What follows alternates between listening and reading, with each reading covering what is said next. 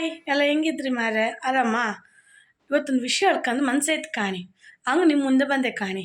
ಎಂತ ಗೊತ್ತಾ, ಕೆಲವರಿಗೆಲ್ಲ ಹೊಟ್ಟೆ ಉರಿತಿತ್ತು.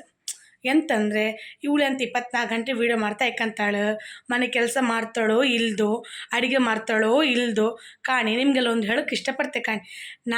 ನಾನು ಮೊಬೈಲಲ್ಲಿ ವೀಡಿಯೋ ಮಾಡ್ತಿರ್ತೆ, ಹೌದಾ? ನೀವೆಂತ ಮಾಡ್ತೀರಿ, ಕೆಲಸ ಮಾಡ್ತಾ ಇಕ್ಕಂತ್ರಿ.